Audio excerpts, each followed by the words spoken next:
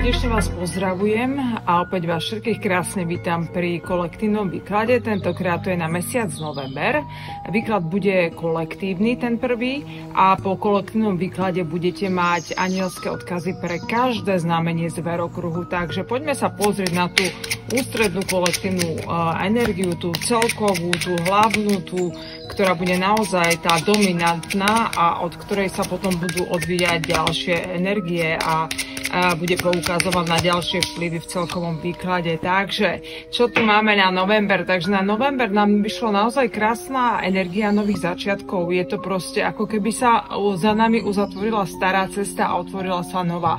Pre mnohých z nás a pre mnohých z vás to môžu naozaj znamenať nové začiatky v práci, vo vzťahoch, v zmene v bývaní, v zmene smeru toho, kam sa chcete vydať, alebo toho, čím sa chcete zaoberať.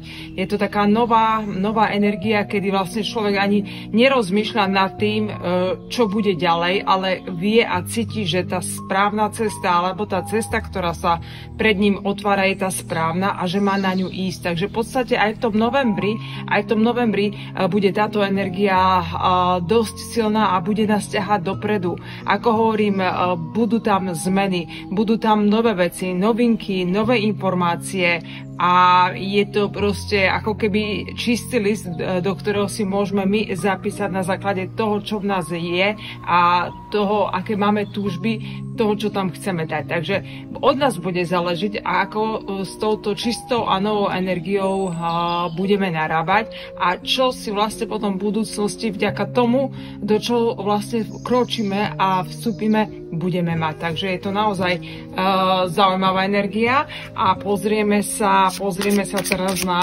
ďalší kolektívny výklad, teda na všetky tarotové karty, aby sme tam mali to posolstvo hĺbšie, jasnejšie a presnejšie. Len pre informovanosť, toto je kolektívny výklad. Ak chcete osobné výklady, tak ako stále cez Messenger, výklady kariet Tarot Zuzana. Takže poďme sa pozrieť na november. Čo tu máme? Takže naozaj tento mesiac je transformačný, preto nám vyšla aj tá nula alebo ten blázon, tá energia nových začiatkov, ako sme to videli a hneď sa nám to aj ukázalo prečo.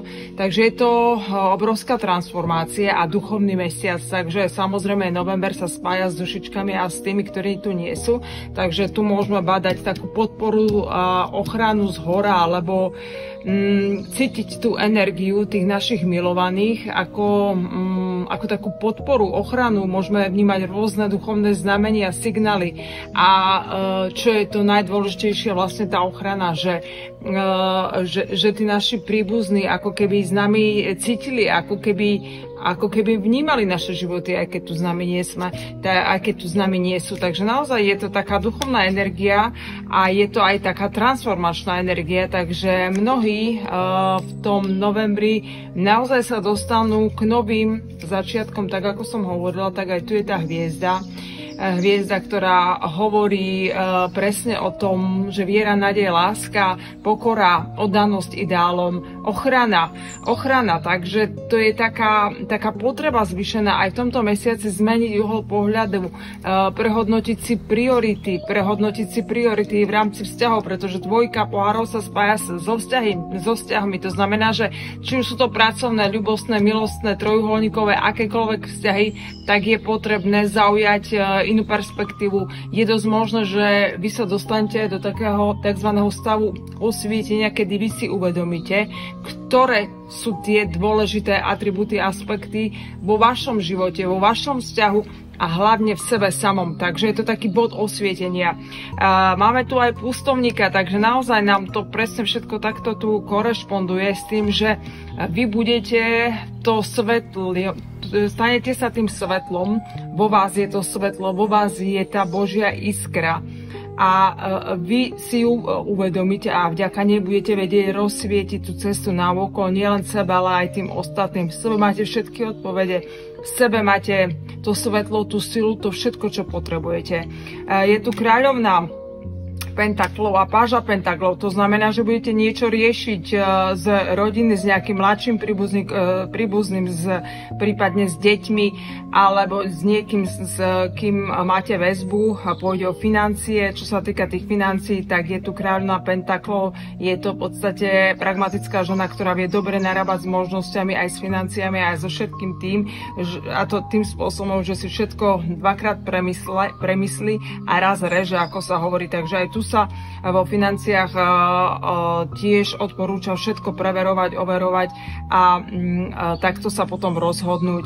Máme tu aj desiatku, takže osudovosť, výrazná osudovosť, osudové šance, osudové veci, ktoré sa až tak často neukazujú a na spodku je Magic, takže naozaj je to energia, ktorá hovorí, že naozaj sa môžu stať veci v zmysle zázrakov alebo v zmysle takých nečakaných vecí, kedy ako keby zapracovali naozaj tie nebesia a tá pozitívna a dobrá karma, ktorú máte, ktorá vám zrezonuje do tej výslovnej podoby, niečo, čo vás poteší a niečo, čo vás privedie k takému pokoju, k takému pochopeniu a tešeniu sa z jednoduchých vecí v živote.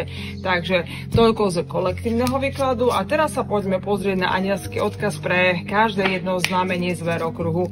Takže pozrieme sa na vodnára, aký tam majú anielský odkaz vodnári. Takže milí vodnári, čo vám chcú anieli povedať na november?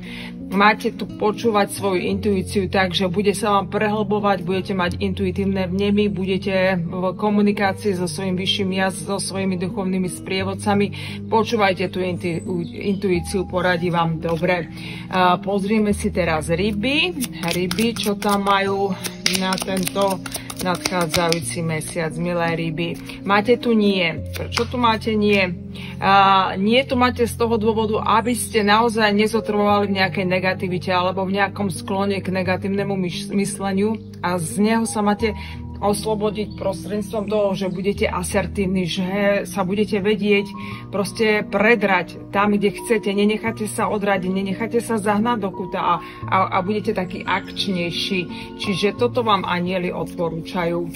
Barán, aký tu má odkaz barán? Máte si zvoliť nový smer, takže aj tu sa vám otvára nejaká nová cesta, nejaká iná sa končí, alebo máte myšlienky na novú cestu, na nový smer a tu vám ide nový smer v živote, v práci, vo vzťahoch, takže nový smer, nové zameranie, tu proste budete mať ten nejaký intuitívny vnem alebo niečo z okolia, ak vám príde. Bík.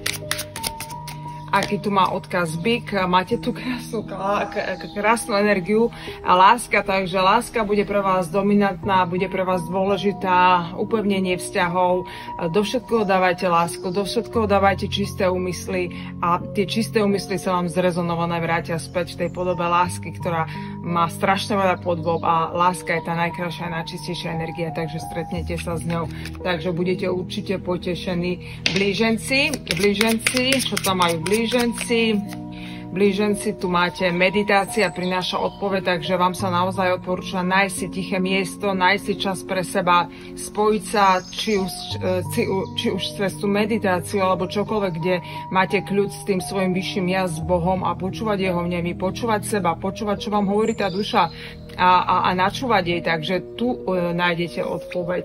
Pozrieme si ďalšie znamenie, rak, takže radci, čo tam majú radci?